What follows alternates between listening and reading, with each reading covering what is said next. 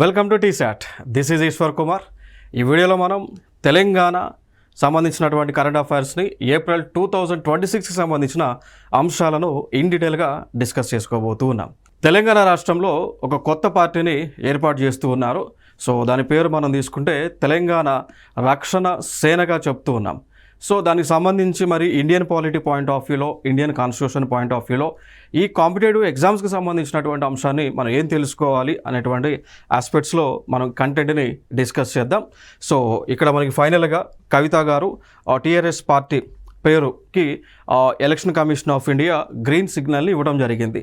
ఆ టీఆర్ఎస్ అంటే లైక్ తెలంగాణ రక్షణ సేనగా అబ్రివేషన్ ఉంది. దానికి సంబంధించి ఈ పార్టీలకు పేర్లు కేటాయింపులు ఎలా చేస్తుంటారు, అదేవిధంగా ఈ పొలిటికల్ పార్టీస్కి సింబల్స్ అనేటువంటి ఎలా ఇస్తూ ఉంటారో, అదేవిధంగా ఏ పార్టీని నేషనల్ పార్టీ అని, ఏ పార్టీని స్టేట్ పార్టీ అని పిలుస్తూ ఉంటారు అనేటువంటి ఆస్పెక్ట్స్లో మనం ఇండియన్ పాలిటీ సంబంధించి సిలబస్ ఓరియంటేషన్లో ఈ కాన్సెప్ట్స్ని మనం డిస్కస్ చేసుకుందాం. Clear? That is the point. So ముందుగా మనం చూద్దాం. సో ఇక్కడ ఎవరైనా కానీ భారతదేశంలో ఉన్నటువంటి వ్యక్తులు ఎవరైనా కానీ ఏ పొలిటికల్ పార్టీనైనా కూడా మనం స్థాపించవచ్చు. సో ఆ స్థాపించినటువంటి సందర్భాన మనము ఎలక్షన్ కమిషన్ ఆఫ్ ఇండియాకి, కేంద్ర ఎన్నికల సంఘం ఏదైతే ఆర్టికల్ నెంబర్ 324 అనుసరించి ఏర్పాటు అవ్వడం జరిగిందో, సో వారికి మనము లిస్ట్ అప్లికేషన్ పెట్టుకోవాలి. పలానా పార్టీ మేము పెట్టాలనుకుంటున్నాము, వాటికి సంబంధించినటువంటి కొన్ని ఒక 5 నేమ్స్ ఉన్నాయి. వీటిలో మీరు ఫీజిబిలిటీని బట్టి, పాసిబిలిటీని బట్టి వేరే పార్టీలతో కోయిన్సైడ్ అవ్వకుండా మీరు నేమ్ని ఫైనలైజ్ చేయండి అని చెప్పేసి ఆ ఉద్దేశంతో మనం ఎలక్షన్ కమిషన్ ఆఫ్ ఇండియాకి లిస్ట్ను పెడుతూ ఉంటాం. సో లిస్ట్ పెట్టేటువంటి దానిలో ఈ యొక్క కొన్ని పార్టీలు వీళ్ళు ప్రపోజ్ చేయడం జరిగింది.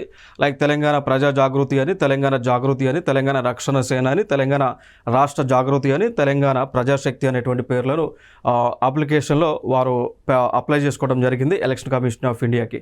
సో ఫైనల్గా ఎలక్షన్ కమిషన్ ఆఫ్ ఇండియాకి ఉన్నటువంటి పరిమితులు లోబడి, అదేవిధంగా రిప్రజెంటేషన్ ఆఫ్ పీపుల్ యాక్ట్ 1951లో ఉన్నటువంటి సెక్షన్ నెంబర్ 29A అనుసరించి ఎలక్షన్ కమిషన్ ఆఫ్ ఇండియా వీరు పెట్టుకున్నటువంటి 5 పేర్ల నుంచి ఒక పేరుని సెలెక్ట్ చేశారు. అదే తెలంగాణ రక్షణ సేన అనేటువంటి పేరుని ఎలక్షన్ కమిషన్ ఆఫ్ ఇండియా సూచించింది.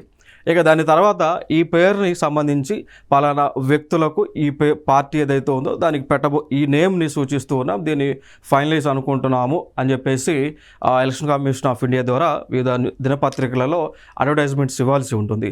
ఒక పేపర్ నేషనల్ పేపర్ అయి ఉండాలి, ఇంకొక పేపర్ రీజనల్ పేపర్ అయి ఉండాలి. అలా 2 న్యూస్ పేపర్స్లో అడ్వర్టైజ్మెంట్ అనేటువంటిది ఇవ్వాలి. అడ్వర్టైజ్మెంట్లు ఏముండాలి అంటే, పలానా పార్టీకి, పలానా వ్యక్తులకు సంబంధించిన పార్టీకి పేరు పెడుతున్నాం, మీకు ఏమైనా అభ్యంతరాలు ఉంటే మాకు 30 పని దినాలలో మాకు సమర్పించండి అని చెప్పేసి మనం అడ్వర్టైజ్మెంట్స్ ఇవ్వడం జరుగుతుంది ఎలక్షన్ కమిషన్ ఆఫ్ ఇండియా యొక్క నేతృత్వంలో. ఎవరు కూడా 30 డేస్లో కనుక ఎటువంటి అబ్జెక్షన్స్ కనుక రైజ్ చేయకపోతే ఫైనల్గా ఎలక్షన్ కమిషన్ ఆఫ్ ఇండియా ఈ యొక్క పార్టీకి ఆ పేరు ఫైనలైజ్ చేస్తుంది. ఫైనల్గా ఇప్పుడు election commission of India propose చేసిన పేరు ఉన్నటువంటి లిస్టుల్లోకి వెళ్ళా తెలంగాణ రక్షణ సేన అనేటువంటి పేరు, దాన్ని షార్ట్కట్లో టీఆర్ఎస్ అని చెప్తూ ఉంటాం. ఈ పేరుని ప్రపోజ్ చేయడం జరిగింది. సో ఫైనల్గా ఈ 30 రోజుల్లోకి ఎటువంటి అభ్యంతరాలు కనుక ఎలక్షన్ కమిషన్ ఆఫ్ ఇండియా దాకా వెళ్ళకపోతే ఫైనల్గా ఎలక్షన్ కమిషన్ ఆఫ్ ఇండియా ఆ పొలిటికల్ పార్టీని రిజిస్టర్డ్ అన్రికగ్నైజ్డ్ పార్టీగా గుర్తిస్తుంది అనమాట. రిజిస్టర్డ్ అన్రికగ్నైజ్డ్ పార్టీగా గుర్తిస్తుంది. సో గుర్తించిన తర్వాత వారు ఎలక్షన్లో కంటెస్ట్ చేసుకోవచ్చు. మరి ఎలక్షన్లో కంటెస్ట్ చేయాలి అంటే వాళ్ళకి సింబల్ కావాలి కాబట్టి ఆ సింబల్స్ని ఫ్రీ జాబితా అని ఉంటుంది. అంటే లైక్ ఎలక్షన్కి సంబంధించినటువంటి సింబల్స్ ఏవైతే ఉంటాయో అవి 2 రకాల జాబితాలు ఉంటాయి. ఒకటేమో రిజిస్టర్డ్ సింబల్స్ అని ఉంటుంది, రెండవదేమో ఫ్రీ సింబల్స్ ఉంటుంది. ఆ రిజిస్టర్డ్ సింబల్స్ ఏమో ఆల్రెడీ పొలిటికల్ పార్టీకి ఎగ్జిస్ట్ అయ్యి రిజిస్ట్రేషన్ కలిగినటువంటి వాటికి రిజిస్టర్డ్ సింబల్ ఉంటుంది. అది అప్పటికి కూడా ఆ పొలిటికల్ పార్టీకే ఉంటుంది, అది వేరే వాళ్ళకి కూడా ఇవ్వడానికి ఉండదు. బట్ అలా కాకుండా ఇంకా రెండవ సింబల్స్ జాబితా ఉంటుంది, దాన్ని ఫ్రీ సింబల్స్ అని అంటాం. సో ఈ ఫ్రీ సింబల్స్లో కొన్ని గుర్తులు ఉంటాయి. ఆ గుర్తులను ఆ సంబంధిత పొలిటికల్ పార్టీ చూస్ చేసుకోవాల్సి ఉంటుంది. సో చూస్ చేసుకోవచ్చు. బట్ కాకపోతే దీంట్లో మళ్ళీ అప్పుడప్పుడు కొంత వ్యత్యాసం జరుగుతుంటుంది. ఆ ఫ్రీ సింబల్స్ అనేటువంటివి అన్ని ప్రాంతాల్లో ఉన్నటువంటి అభ్యర్థులకు కొంతమందికి అది ఉండకపోవచ్చు. అంటే లైక్ ఇప్పుడు ఒక నియోజకవర్గాల్లో ఇండిపెండెంట్ క్యాండిడేట్స్ పోటీ చేస్తుంటారు కాబట్టి ఆ ఫ్రీ సింబల్ ఆ ఒక్కొక్క నియోజకవర్గంలో అందుబాటులో ఉండొచ్చు. కొన్ని సందర్భాల్లో ఏదైనా ఒక సింబల్ చూస్ చేసుకుంటే అది రాష్ట్రం మొత్తం కూడా ఆ ఫ్రీ సింబల్ ఉండకపోవచ్చు. కొన్ని సందర్భాలు అవైలబుల్గా ఉంటే ఎలక్షన్ కమిషన్ ఆఫ్ ఇండియా కేటాయిస్తుంది, అవైలబుల్గా లేకపోతే కామన్ సింబల్ లేకపోవచ్చు. It depends upon the availability of symbols in free symbols అనమాట. అర్థమైందా? సో ఆ పాయింట్ ఆఫ్ వ్యూలో సో ఇక ఈ పార్టీ రిజిస్టర్డ్ అన్రికగ్నైజ్డ్ పార్టీ కాబట్టి వాళ్ళు ఎలక్షన్కి వెళ్ళవచ్చు. ఎలక్షన్కి వెళ్ళినప్పుడు గుర్తు అనేటువంటిది ఫ్రీ సింబల్ నుంచి సెలెక్ట్ చేసుకోవాల్సి ఉంటుంది. ఆ సింబల్లో అది కామన్ సింబల్ రావచ్చు, లేకపోతే రాకపోవచ్చు, depends upon the availability of the symbols. So వాళ్ళు ఎలక్షన్లో కంటెస్ట్ చేసిన తర్వాత వారికి వచ్చినటువంటి ఓటు షేర్ కావచ్చు, సీట్లు కావచ్చు, దాన్ని బట్టి బేస్ చేసుకొని ఆ పార్టీని స్టేట్ పార్టీగాను నేషనల్ పార్టీగాను గుర్తించడం జరుగుతుంది. సో ఏదైనా ఒక పొలిటికల్ పార్టీని స్టేట్ పార్టీగా లేదంటే నేషనల్ పార్టీగా గుర్తించినప్పుడు వాళ్ళకు రిజిస్టర్డ్ సింబల్స్ అనేటువంటివి కేటాయించడం జరుగుతుంది. అంటే ఒకసారి రిజిస్టర్డ్ సింబల్ కేటాయిస్తే ఆ గుర్తు అనేటువంటిది కామన్గా అభ్యర్థులందరికీ కూడా వస్తుంది. భారతదేశం వ్యాప్తంగా కూడా ఆ సింబల్ని ఇంకా ఏ పార్టీకి కూడా కేటాయించడం జరగదు. That is the point. మరి ఇక్కడ మనం చూసుకుంటే మరి ఒక పార్టీని నేషనల్ పార్టీగా, జాతీయ పార్టీగా గుర్తించాలి అంటే ఏ క్రైటీరియాని ఫాలో అవ్వాలి అంటే ఇక్కడ కింద లిస్ట్ అవుతున్నటువంటి క్రైటీరియాస్ ఇందులో ఏది ఒకటైనా కూడా సాటిస్ఫై చేస్తే ఆ పార్టీని జాతీయ పార్టీగా మనం పిలుస్తూ ఉంటాం. లైక్ ఫర్ ఎగ్జాంపుల్ తీసుకుంటే ఒక క్రైటీరియా మనం తీసుకుంటే ఆ పార్టీకి అట్లీస్ట్ 6% ఓట్స్ అయినా వచ్చి ఉండాలి, లేదా 4 లోక్సభ సీట్లు వచ్చి ఉండాలి. అవి ఎక్కడండి? 4 లేదా అంతకంటే ఎక్కువ రాష్ట్రాల్లో ఆ 4 లోక్సభ సీట్లు అనేటువంటివి వచ్చి ఉండాలి. ఇది ఒక క్రైటీరియా. రెండవ క్రైటీరియా 2% లోక్సభ సీట్స్ వచ్చి ఉండాలి. అప్రాక్సిమేట్గా తీసుకుంటే 11 సీట్లు లోక్సభ ఉండాలి. సో అలా ఉండాలి. ఆ 11 సీట్లు అనేటువంటి కనీసం 3 రాష్ట్రాల్లో వచ్చి ఉండాలి. అలా వస్తే నేషనల్ పార్టీగా గుర్తిస్తారు. లేదు ఇంకొక క్రైటీరియా ఏంటి అంటే టోటల్గా ఈ పార్టీ ఏదైతే ఒక పార్టీ ఉందో 4 రాష్ట్రాల్లో స్టేట్ పార్టీగా, అట్లీస్ట్ 4 రాష్ట్రాల్లో స్టేట్ పార్టీగా గుర్తింపు పొందితే అప్పుడు కూడా ఆ పార్టీని నేషనల్ పార్టీగా గుర్తించడం జరుగుతుంది. సో ఇలా ఈ ఉన్నటువంటి 3 ఆప్షన్స్లో ఏ ఒక్క ఆప్షన్ కూడా సాటిస్ఫై చేస్తే ఆ పార్టీని నేషనల్ పార్టీగా పిలుస్తూ ఉంటాం. క్లియర్. మరి స్టేట్ పార్టీ పాయింట్ ఆఫ్ వ్యూలో చూసుకుంటే మరి ఏ పార్టీని రాష్ట్ర పార్టీగా రిజిస్ట్రేషన్ ఇస్తారు అంటే ఇక్కడ ఉన్నటువంటి ఈ కండిషన్స్ ఏదో ఒకటి సాటిస్ఫై చేయాల్సి ఉంటుంది. లైక్ ఒక కండిషన్ తీసుకుంటే 6% ఓట్స్, టోటల్ పోల్ అయినటువంటి ఓట్స్లో 6% ఓట్స్ అని వచ్చి ఉండాలి. దాంతోపాటు 2 అసెంబ్లీ సీట్స్ అని గెలుపొందాలి. లేదు అంటే 6% ఓట్స్ అని వచ్చి ఉండాలి, లేదా ఒక లోక్సభ సీట్ అని వచ్చి ఉండాలి. లేదు అంటే 3% అసెంబ్లీ సీట్స్ అని వచ్చి ఉండాలి, 3% అసెంబ్లీ సీట్స్ అన్న వచ్చి ఉండాలి. లేదు అంటే 3 సీట్లైనా వచ్చి ఉండాలి, 3 ఎమ్మెల్యే సీట్లైనా వచ్చి ఉండాలి. లేదు అంటే ప్రతి 25 సీట్లకు ఒక లోక్సభ సీట్ అయినా వచ్చి ఉండాలి. లేదు అంటే ఇంకొక ఆప్షన్, టోటల్గా రాష్ట్రంలో ఉన్నటువంటి ఏదైతే ఓటింగ్ పర్సంటేజ్ ఉంటుందో దానిలో కనీసం 8% అన్న వస్తే ఆ పార్టీని స్టేట్ పార్టీగా గుర్తించడం జరుగుతుంది. సో ఇలా ఇది మనకి ఈ విధంగా ఒక పార్టీని స్టేట్ పార్టీగా గుర్తిస్తూ ఉంటారు. మరి ఇక్కడ మనకి భారతదేశంలో ప్రస్తుతం మరి ఎన్ని నేషనల్ పార్టీస్ ఉన్నాయి అంటే ప్రధానంగా చూసుకుంటే ఈ రోజున 6 నేషనల్ పార్టీస్ భారతదేశంలో ఉండడం జరిగింది. ఒకటి భారతీయ జనతా పార్టీ, సింబల్ వచ్చేసి lotus. Indian National Congress, symbol వచ్చేసి hand. Aam Aadmi party symbol వచ్చేసి చీపురు. And Bahujan Samaj party symbol వచ్చేసి elephant. Communist party of India symbol వచ్చేసి ears of corn or sickle అంటే లైక్ కంకు, కొడవలి, ఇది ఒక సింబల్. లేదు అని ఇంకొక party communist party of India Marxist, CPIM అని అంటాం. సో దీనికి సింబల్ వచ్చేసి సుత్తి, కొడవలి, నక్షత్రం. ఇవి సింబల్స్ అనమాట. ఇవి ఈ రోజున భారతదేశంలో ఉన్నటువంటి 6 నేషనల్ పార్టీస్గా చెప్తూ ఉన్నాం. గతంలో నేషనల్ పార్టీ జాబితాలో తృణమూల్ కాంగ్రెస్ ఉండేది. సో ఆ తృణమూల్ కాంగ్రెస్కి ఈ యొక్క సీట్స్ లేనందున అది నేషనల్ పార్టీ నుంచి కిందకి రావడం జరిగింది. ఇప్పుడు ఈ రోజున తృణమూల్ కాంగ్రెస్ వచ్చేసి స్టేట్ పార్టీగానే కొనసాగుతూ ఉంది. ఇంకొక అంశం మనం మాట్లాడదాం. సో హైదరాబాద్ మెట్రో ప్రభుత్వపరం అనేటువంటి అంశం మనకు కనిపిస్తూ ఉంది. సో ఇక్కడ హైదరాబాద్లో ఉన్నటువంటి మెట్రో ట్రైన్ నెట్వర్క్ ఏదైతే ఉందో సో దానిని L&T, లర్సన్ అండ్ టబ్రో అనేటువంటి ఒక ప్రైవేట్ సంస్థ నిర్మించడం జరిగింది. సో నిర్మించిన తర్వాత వారు ఆ యొక్క మెట్రో ట్రైన్ నెట్వర్క్ నుంచి బయటకు వచ్చేటువంటి ఆలోచనలో ఉంటే సో దాన్ని తెలంగాణ రాష్ట్ర ప్రభుత్వము కొనుగోలు చేయడం జరిగింది. లైక్ ఈక్విటీ షేర్ 100% ఈక్విటీ షేర్ను దాదాపు 1461.47 కోట్లతో తెలంగాణ రాష్ట్ర ప్రభుత్వం కొనుగోలు చేయడం జరిగింది. సో అంటే ఫైనల్గా ఇప్పుడు ఈ యొక్క హైదరాబాద్లో ఉన్నటువంటి మెట్రో ట్రైన్ నెట్వర్క్ అంతా కూడా తెలంగాణ ప్రభుత్వం యొక్క ఆధ్వర్యంలో రన్ అవబోతూ ఉంది. సో అది ఈ అగ్రిమెంట్ అనేటువంటిది మే 1 నుంచి 2026 నుంచి పూర్తిగా అమలులోకి రాబోతూ ఉంది. ఇక దానితో పాటు ఇక్కడ ఈ యొక్క ఎల్ఎన్టీకి సంబంధించి ఏదైతే కంపెనీ ఏదైతే మెట్రోని నిర్మించిందో దానికి గాను అప్పులు దాదాపు 13,615 కోట్ల రూపాయల అప్పులు ఉంటే ఆ అప్పుల్ని కూడా ప్రభుత్వమే హ్యాండ్ ఓవర్ చేసుకోవడం జరిగింది. దాన్ని రీస్ట్రక్చర్ అనేటువంటిది చేయడం జరిగింది. సో ఫైనల్గా అప్పులు కావచ్చు, అదేవిధంగా ఈక్విటీ షేర్ కావచ్చు, మొత్తంగా 15,000 కోట్ల రూపాయలతో తెలంగాణ రాష్ట్ర ప్రభుత్వం మెట్రో ట్రైన్ని నెట్వర్క్ని స్వాధీనం చేసుకోవడం జరిగింది. సో ఇక దీనికి ఇనిషియల్గా కొత్త బోర్డులో మనకి చైర్మన్గా అంటే హైదరాబాద్ యొక్క మెట్రో ట్రైన్ యొక్క చైర్మన్గా కె రామకృష్ణారావు ఐఏఎస్ గారు ఉండబోతూ ఉన్నారు. అదేవిధంగా మేనేజింగ్ డైరెక్టర్గా సర్ఫరాజ్ అహ్మద్ ఐఏఎస్ ఉండబోతూ ఉన్నారు. అండ్ జాయింట్ మేనేజింగ్ డైరెక్టర్గా శివేంద్ర ప్రతాప్ ఐఏఎస్ ఉండబోతూ ఉన్నారు. సో ఇది మెట్రో ట్రైన్కి సంబంధించినటువంటి అంశం. సో ఇంకా ఫర్దర్గా తెలంగాణ రాష్ట్ర ప్రభుత్వం మెట్రో ట్రైన్ యొక్క ప్రాజెక్టులను వివిధ ప్రాంతాలకు విస్తరించేటువంటి ఆలోచనలో కూడా డిపిఆర్లను డీటెయిల్ ప్రాజెక్ట్ రిపోర్ట్లను సిద్ధం చేయడం జరిగింది. లైక్ హిమాయత్ మనకి ఎల్బీ నగర్ నెట్ వరకు ఇప్పుడు ఈరోజు మెట్రో ఉంది. ఎల్బీ నగర్ నుంచి ఇంకా వెనక్కి హయత్ నగర్ వరకు, అదేవిధంగా చార్మినార్ మీదుగా, అదేవిధంగా ఎయిర్పోర్ట్కి కూడా కనెక్ట్ చేసేటువంటి ఆలోచనతో డిపిఆర్స్ను సిద్ధం చేయడం జరిగింది తెలంగాణ రాష్ట్ర ప్రభుత్వం. తెలంగాణకు సంబంధించి అపాయింట్మెంట్స్లో భాగంగా మనం తెలుసుకోవాల్సినటువంటి అంశం చూస్తే తెలంగాణ రాష్ట్ర భద్రతా సలహాదారుగా శివధర్ రెడ్డి ఉన్నారు. సో రాష్ట్ర భద్రతా సలహాదారుగా ఎవరు నియమించారు అంటే శివధర్ రెడ్డి గారిని నియమించడం జరిగింది.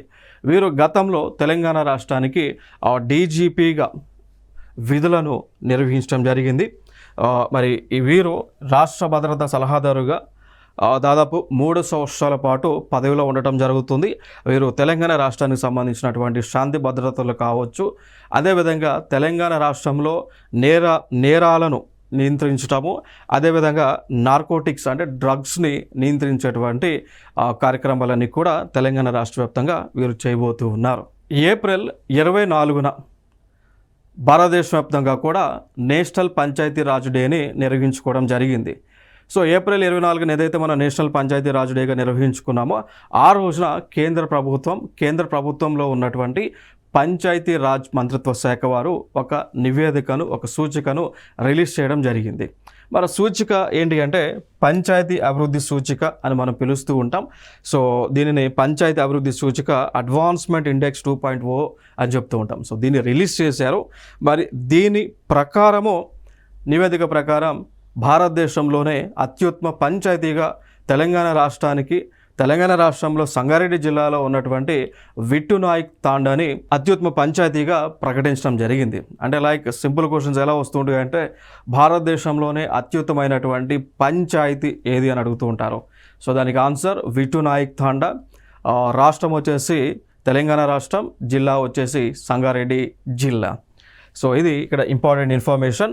మరి ఈ నేషనల్ పంచాయతీరాజ్ దినోత్సవం ఏప్రిల్ 24న ఎందుకు జరుపుతూ ఉన్నాం అంటే దానికి గల కారణము మనం చూసుకున్నట్లయితే ఏప్రిల్ నెలలో 24 1993 నుంచి 73వ రాజ్యాంగ సవరణ, దాన్ని 73 కాన్స్టిట్యూషనల్ అమెండ్మెంట్ యాక్ట్ అని అంటాం, అది అమల్లోకి వచ్చింది. సో దాన్ని పురస్కరించుకొని ప్రతి సంవత్సరం కూడా మనం నేషనల్ పంచాయతీ డేని నిర్వహించుకోవడం జరుగుతూ ఉంటుంది. Clear? That is the most important information. మరి అవే కాకుండా మనకి భారతదేశంలో కొన్ని రాష్ట్రాలు టాప్ పెర్ఫార్మింగ్ స్టేట్స్గా ఉన్నాయి. అవి ఫర్ ఎగ్జాంపుల్ తీసుకుంటే లైక్ త్రిపుర రాష్ట్రం ముందు చూసారా. సో త్రిపుర రాష్ట్రంలో ఉన్నటువంటి సుమారు 80% గ్రామ పంచాయతీలు ఫ్రంట్ రన్నర్ కేటగిరీలో నిలిచాయన్నమాట. ఫ్రంట్ రన్నర్ కేటగిరీ అంటే బాగా అభివృద్ధి చెందుతున్నటువంటి పంచాయతీలు. సో ఆ విధంగా నిలిచాయి. కేరళ రాష్ట్రంలో చూసుకుంటే దాదాపు 10% పంచాయతీలు ఆ టాప్ కేటగిరీలో నిలవడం జరిగింది. అదేవిధంగా ఒడిశా నుంచి 9% పంచాయతీలు ఇవి కూడా టాప్ కేటగిరీలో నిలవడం జరిగింది. సో ఇది ప్రధానంగా మనకు ఉన్నటువంటి ఇన్ఫర్మేషన్గా మనం చెప్పవచ్చు. తెలంగాణ రాష్ట్రానికి సంబంధించి తెలంగాణ రాష్ట్రంలో ఉన్నటువంటి హైదరాబాద్ని గ్లోబల్ బిజినెస్ సర్వీసెస్ హబ్గా మార్చాలి, అభివృద్ధి చేయాలి అని రాష్ట్ర ఐటీ పరిశ్రమల శాఖ మంత్రి దుద్దిళ్ల శ్రీధర్ బాబు గారు చెప్పడం జరిగింది. సో తెలంగాణ రాష్ట్రంలో హైదరాబాద్ని ప్రపంచ దేశంలో ఒక అత్యుత్తమ నగరంగా అభివృద్ధి చేసే విధంగా అడుగులను ముందుకు వేస్తున్నారు. ఆ పాయింట్ ఆఫ్ వ్యూలో హైదరాబాద్ చుట్టుపక్కల కానీ హైదరాబాద్లో కానీ హైదరాబాద్ పరిఫరీ ఏరియాస్లో అనేక ఇండస్ట్రీలను, అనేక టెక్ సంస్థలను, అనేక అగ్రో ప్రాసెసింగ్ సెంటర్లను ఏర్పాటు చేస్తున్నారు. సో ఆ ఉద్దేశంతోనే ఇక్కడ గ్లోబల్ క్యాపబిలిటీ సెంటర్ని కూడా ఇక్కడ ఏర్పాటు చేస్తూ ఉన్నారు. సో గ్లోబల్ క్యాపబిలిటీ సెంటర్లు ఏవైతే ఏర్పాటు చేస్తున్నారు, ఇక దానితో పాటు వీటిని ఒక అనుసంధానం చేసి హైదరాబాద్ ప్రాంతాన్ని ప్రపంచంలోనే అత్యున్నతమైనటువంటి అభివృద్ధి చెందినటువంటి నగరంగా మార్చే విధంగా ప్రణాళికలను చేస్తూ ఉన్నారు. ఇక దాంతోపాటు చూసుకుంటే మనకి బయోటెక్ కంపెనీస్ కావచ్చు, జీనోమ్ వ్యాలీస్ కావచ్చు, టెక్నాలజీ పార్కులు కావచ్చు, ఇండస్ట్రియల్ మ్యానుఫ్యాక్చరింగ్ హబ్స్ కావచ్చు, మెడికల్ డివైజెస్ మేకింగ్ హబ్స్ కావచ్చు, ఇవన్నీ కూడా తెలంగాణలో హైదరాబాద్ చుట్టూ కూడా ఏర్పాటు చేస్తూ ఉన్నారు.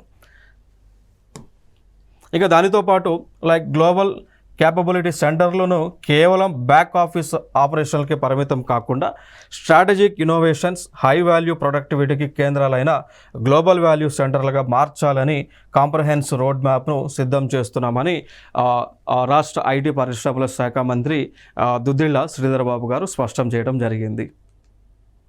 చూడవచ్చు దానికి సంబంధించినటువంటి అంశం. ఇంకొక అంశం, ఇక్కడ దాదాపుగా 76,000 చదరపు అడుగుల విస్తీర్ణంలో జీసీసీని ఏర్పాటు చేసిన బ్రూయింగ్ దిగ్గజం అని మనకు కనిపిస్తున్నటువంటి అంశం అన్నమాట.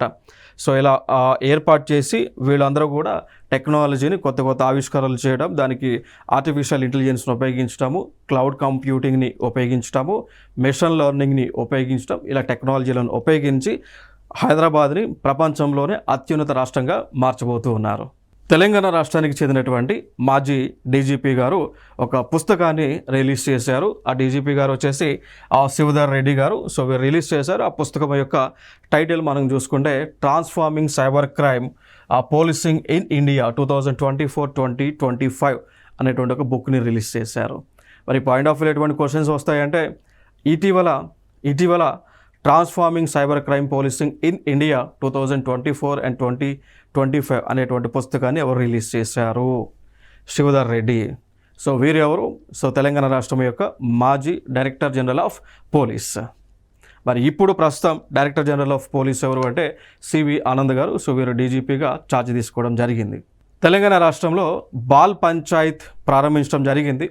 సో ఇది ఏప్రిల్ 27న ఈ యొక్క పంచాయతీని తెలంగాణ రాష్ట్రంలో ప్రారంభించారు.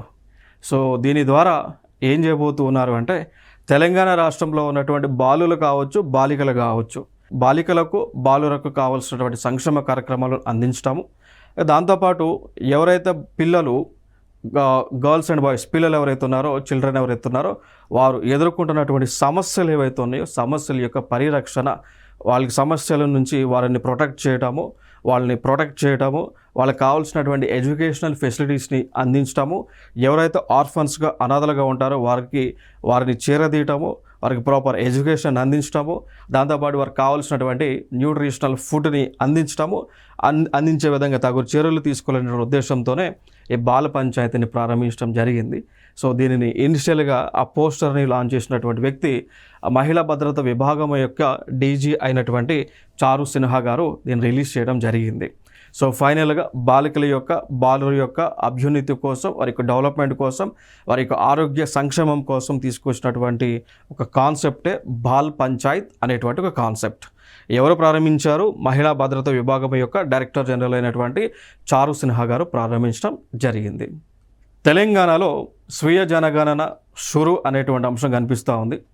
సో ఇది జనరల్గా మనకి సెన్సెస్ 2027గా ప్రకటించారు ఈ సంవత్సరం. సో 2027 సంవత్సరానికల్లా భారతదేశంలో ఉన్నటువంటి ప్రజల యొక్క జనగణన కంప్లీట్ చేసి May 1st, 2027 డెడ్ లైట్ పెట్టుకున్నారు. సో ఆ తర్వాత కంప్లీట్గా డేటా అంతా కూడా రిలీజ్ చేయడం అనమాట.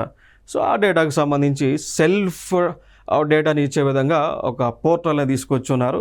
సో దాంట్లో సెల్ఫ్ డేటాని ప్రజలందరూ కూడా నమోదు చేసుకోవచ్చు, ఎవరు కారు నమోదు చేసుకోవచ్చు. దానికి సంబంధించినటువంటి ఒక ప్రాజెక్ట్ని ఏప్రిల్ 26న రాష్ట్ర వ్యాప్తంగా కూడా ప్రారంభించడం జరిగింది. సో ప్రతి ఒక్కరు కూడా తమ యొక్క కుటుంబ వివరాలను నమోదు చేసుకోవచ్చు. మరి యొక్క ప్రాజెక్ట్ని శివప్రతాప్ శుక్లా అదేవిధంగా సీఎం రేవంత్ రెడ్డి గారు ప్రారంభించడం జరిగింది. సో దీని ద్వారా మన యొక్క ఇన్ఫర్మేషన్, ఫ్యామిలీ మెంబర్స్ కావచ్చు, మనకున్నటువంటి హౌసింగ్ డీటెయిల్స్ కావచ్చు, ఎలక్ట్రానిక్ గ్యాడ్జెట్స్ కావచ్చు, సో ఈ ఇన్ఫర్మేషన్ అంతా కూడా మనం ఆన్లైన్లో నమోదు చేసుకోవచ్చు.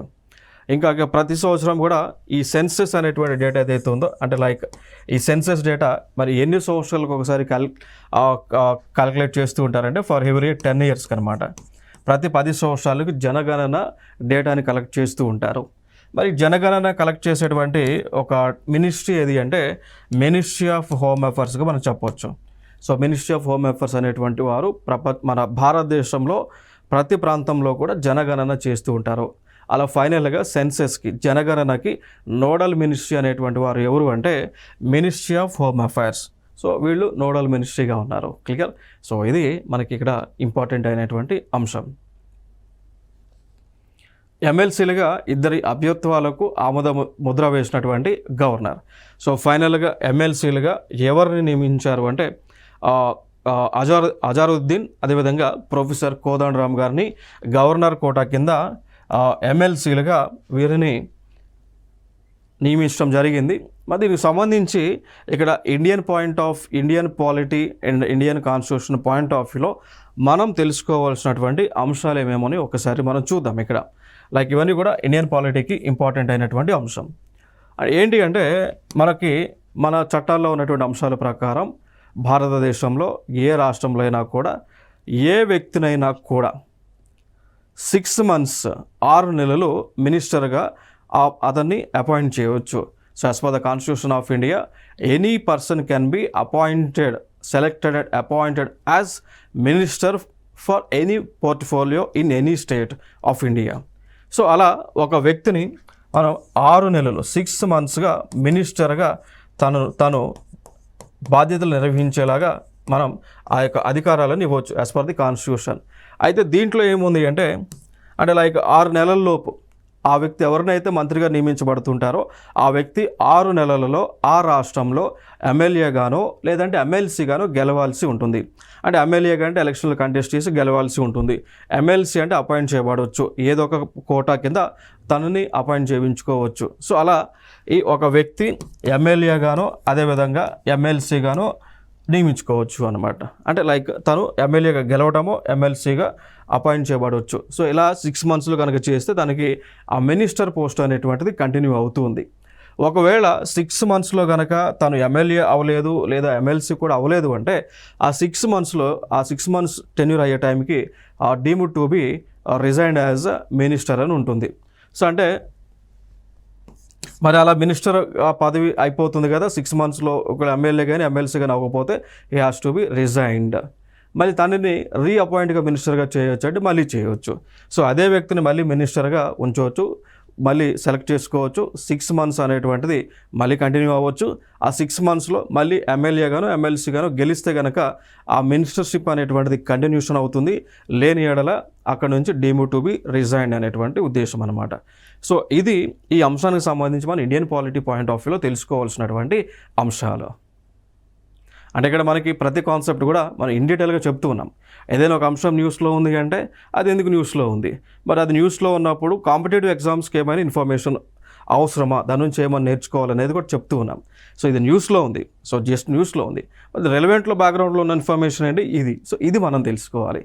సో వీటిపైన క్వశ్చన్స్ వస్తూ ఉంటాయి అన్నట్టు, అర్థమైందా. సో డైరెక్ట్గా క్వశ్చన్స్ అడగరు. అంటే లైక్ ఎవరు ఎమ్మెల్సీగా ఉన్నారు, ఎవరు ఎమ్మెల్యేగా ఉన్నారు అనేది క్వశ్చన్స్ ఈ టైంలో అడగట్లేదు. బట్ ఏమన్నా అడుగుతున్నారు, వాళ్ళకి సంబంధించిన బ్యాక్గ్రౌండ్ ప్రాసెస్ ఏదైతే ఉంటుందో ఇండియన్ కాన్స్టిట్యూషన్ రెలవెంట్లో ఉన్నటువంటి బ్యాక్గ్రౌండ్ ప్రాసెస్ ఏదైతే ఉందో అవి ఎగ్జామ్స్లో వస్తున్నాయి. కాబట్టి అవి నేను డిస్కస్ చేస్తూ ఉన్నా. ఇక్కడ పేర్లు అనేది ఇంపార్టెంట్ కాదు, but process is important for the examinations. అది యూపీఎస్సీ అవ్వచ్చు, లేదా టీజీపీఎస్సీ Group 1 అవ్వచ్చు, Group 2 అవ్వచ్చు, Group 1లో మెయిన్స్ అవ్వచ్చు, or it may be we have to know the process behind that. So వారు ఎమ్మెల్సీలు. సో శ్రీహరికోటలోని అంతరిక్ష కేంద్రానికి స్కైరూట్ విక్రమ్ 1 రాకెట్ అనేటువంటిది న్యూస్లో మనకు కనిపిస్తూ ఉంది. సో ఇక్కడ హైదరాబాద్కి చెందినటువంటి ఒక అంకుర సంస్థ, దాని పేరు స్కైరూట్. సో హైదరాబాద్కి చెందినటువంటి ఒక అంకుర సంస్థ అంటే నథింగ్ బట్ స్టార్టప్ అనమాట. సో ఈ స్టార్టప్ అనేటువంటి సంస్థ ఏదైతే హైదరాబాద్లో ఉందో వీరు భారతదేశంలోనే మొట్టమొదటి అంటే తొలి ప్రైవేట్ రాకెట్ని వీళ్ళు తయారు చేయడం జరిగింది. సో దీనిని ఆవిష్కరించారు. సో ఆవిష్కరించిన తర్వాత తెలంగాణ హైదరాబాద్ నుంచి దీనిని మరి లాంచింగ్ పర్పస్ ఆంధ్రప్రదేశ్లో ఉన్నటువంటి శ్రీహరికోట ఏదైతే ఉందో అక్కడికి తీసుకెళ్తూ ఉన్నారు. సో దానికి సంబంధించి ఏప్రిల్ 25న జెండా ఊపి సాగనంపడం జరిగింది. మరి ఫైనల్గా స్కైరూట్ అనేటువంటి సంస్థ ఉత్పత్తి చేసినటువంటి భారతదేశంలో తొలి ప్రైవేట్ రాకెట్ దాని యొక్క పేరు ఏంటి అంటే విక్రమ్-1గా మనం చెప్పవచ్చు. So like Vikram one is India's first private rocket. Name is Vikram one. ఏ సంస్థ ప్రారంభించింది? స్కై రూట్ అనేటువంటి సంస్థ ప్రారంభించడం జరిగింది. Clear? That is the most important information. So దీన్ని కక్షలోకి పంపించబోతా ఉన్నారు. ఇది దాదాపుగా 300 నుంచి దాని యొక్క పేలోడ్ కెపాసిటీ 300 నుంచి 350 కేజీల పేలోడ్ కెపాసిటీ ఉంటుంది. సో ఇది లోయర్ అర్త్ ఆర్బిట్లో, సో భూమికి పైన దాదాపుగా ఒక 400 కిలోమీటర్ల ఎత్తు వరకు ఇది ల్యాండింగ్, అక్కడ మనకి ఏదైతే పేలోడ్ ఉందో అక్కడ దాన్ని ఇక్కడ తీసుకుపోయి పెట్టగలదు. అది దీని యొక్క capacity. So India is the first private rocket. ఇంకొక అంశం, సో తెలంగాణలో హైకోర్టు ఏదైతే ఉందో హైకోర్టులో 4 అదనపు జడ్జీలకు శాశ్వత హోదా ఇవ్వడం జరిగింది. సో వారి పేర్లు justice Yura Renuka, justice Nandikonda Narasimharao, justice BR Madhusudan Rao and justice Tirumaladevi. So వీరు 4 కూడా ఫైనల్గా పర్మనెంట్ జడ్జెస్గా నియమిస్తూ మనకి సుప్రీంకోర్ట్ ఆఫ్ ఇండియా ఆర్డర్స్ని జారీ చేయడం జరిగింది. సో ఫైనల్గా సుప్రీంకోర్ట్ ఆఫ్ ఇండియాలో ఉన్నటువంటి కొలీజియం వ్యవస్థ ఏదైతే ఉందో సో వాళ్ళు ఏప్రిల్ 14వ తేదీన ఆమోదం తెలపడం జరిగింది. ఇంకా కొంత ఫ్యాక్ట్స్ మాట్లాడాల్సి వస్తే, మరి ఈ రోజున సుప్రీంకోర్ట్ ఆఫ్ ఇండియాలో ఉన్నటువంటి చీఫ్ జస్టిస్ ఎవరు అంటే జస్టిస్ సూర్యకాంత్. వీరు supreme court of India chief justice of ఇండియాగా ఉన్నారు, జస్టిస్ సూర్యకాంత్. మరి సుప్రీంకోర్టు కొలీజియం అంటే ఏంటి అంటే ఈ కొలీజియం అనేటువంటిది 5 సభ్యులు కలిసి ఉన్నటువంటి ఒక బాడీ. సో దీంట్లో హెడ్గా చీఫ్ జస్టిస్ ఆఫ్ ఇండియా ఉంటారు, 4 మెంబర్స్ ఏమో సీనియర్ మోస్ట్ జడ్జెస్ ఉంటారు. ఏదైతే మనకు సుప్రీంకోర్ట్ ఆఫ్ ఇండియాలో జడ్జెస్ ప్యానెల్ ఉంటుందో, లైక్ 1+33 అనే జడ్జెస్ ప్యానెల్ ఉంటుందో, ఆ జడ్జెస్ ప్యానెల్లో ఉన్నటువంటి టాప్ మోస్ట్ సీనియర్ 4 జడ్జెస్, అదేవిధంగా ఒక చీఫ్ జస్టిస్ ఆఫ్ ఇండియా, వీళ్ళు 5 కలిసి ఒక గ్రూప్గా ఉంటుంది, బాడీగా ఉంటుంది. దాన్నే కొలీజియం అని అంటాం. సో కొలీజియం వ్యవస్థ ఏం చేస్తుంది అంటే ఎవరు ఫర్దర్గా చీఫ్ జస్టిస్గా ఉండాలని డెసిషన్ తీసుకోవడం, ఈ హైకోర్టులో ఎవరు చీఫ్ జస్టిస్ ఆఫ్ హైకోర్ట్స్గా ఉండాలి, ఎవరిని జడ్జెస్గా నియమించాలి, ఎవరిని జడ్జెస్గా అప్గ్రేడ్ చేయాలి అనేటువంటి అంశాలన్నీ కూడా ఈ కొలీజియం వ్యవస్థనే డిసైడ్ చేస్తూ ఉంటుంది. సో కొలీజియం వ్యవస్థ డిసైడ్ చేసి అక్కడ నుంచి ఆ రికమెండేషన్ మినిస్ట్రీ ఆఫ్ లా ద్వారా ప్రెసిడెంట్ ఆఫ్ ఇండియాకి అందిస్తారు. సో ప్రెసిడెంట్ ఆఫ్ ఇండియా దానికి అప్రూవల్ ఇవ్వడం జరుగుతుంది. క్లియర్? సో ఇది మనకి ప్రాసెస్ అనమాట. సో ఇవి మనకి ఇంపార్టెంట్ ఇన్ఫర్మేషన్. సో నెక్స్ట్ వీడియోలో మళ్ళీ సరికొత్త అంశాలతో మీ ముందుకు రావడం జరుగుతుంది. Thank you so much.